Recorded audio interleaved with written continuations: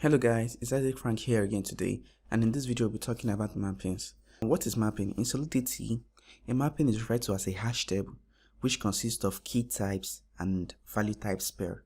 So a mapping should look something like a key type.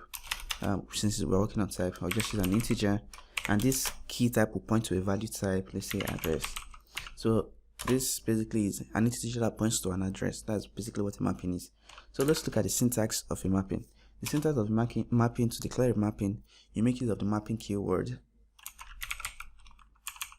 and you give it a parenthesis. In this parenthesis, you specify the key type, and let's call this address, and it should point, using the arrow, it should point to a value type, and this makes this int, an integer, and then we'll give this mapping a name. We'll call this users.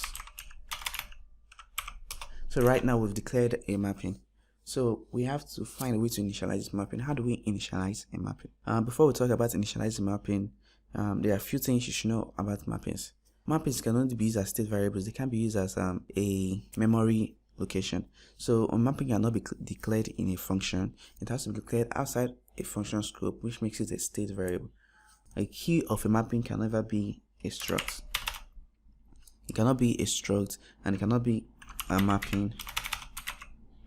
A mapping cannot be a key, and struct can be a key. Contrast, all these complex data type and user-defined data types can be mappings key, but all this also can be the value of these mappings. So a mapping can have an address that points to a mapping,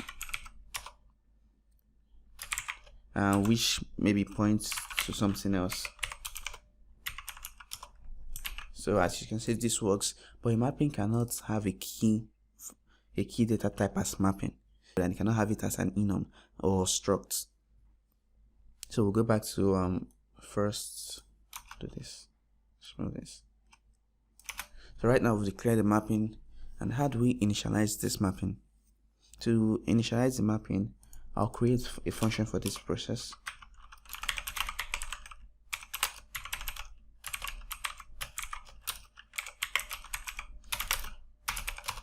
So in this function, what did I do wrong?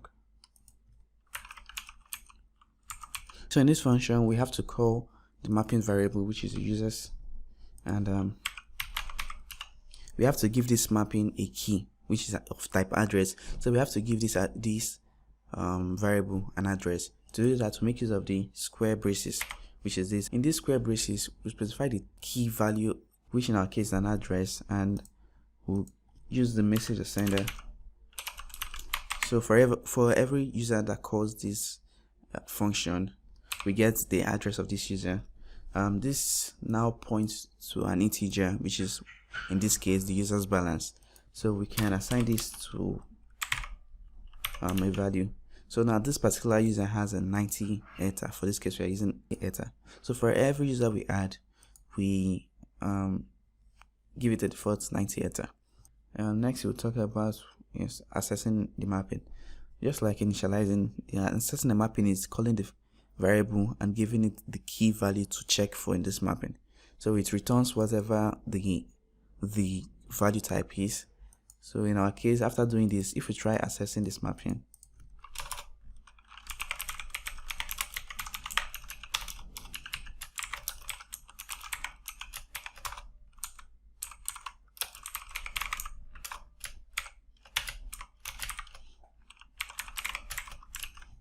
so if we try assessing this particular user, what is this?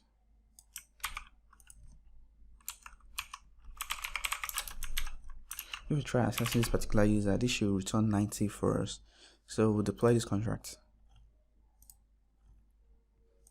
Okay, and we'll add a user, which will be the address that called this function. And so we try assessing the user's value. This should return. So strong. I think I need to make this a view. Sorry, let's try this again. So we'll deploy this contract, and we'll add a user, which will add the address, and now we try assessing it. As you can see, we get 90. So this is a way of assessing mappings. If we can also have a mapping that points to a mapping, let's say you have a mapping that points to a mapping that points to an int, and this int points to an address, just making this complex.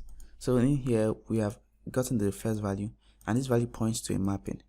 So we have to, like a nested array, we have to use this square braces again, and this time it takes an integer. So we give this maybe 1, and it points to an address, so this changes to an address.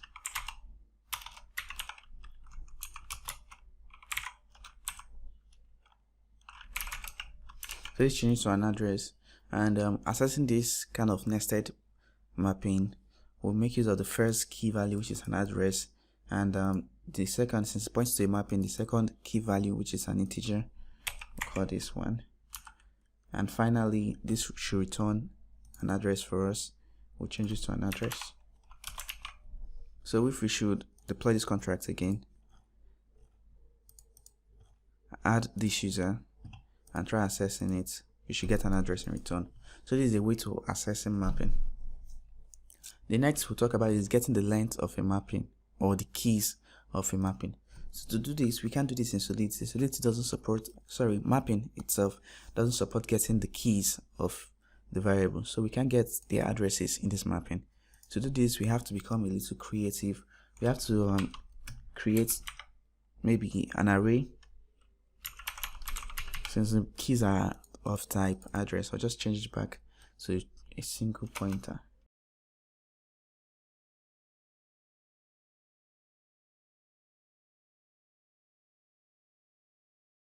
So we'll declare an array of the type key to store the keys, and in this we'll call this user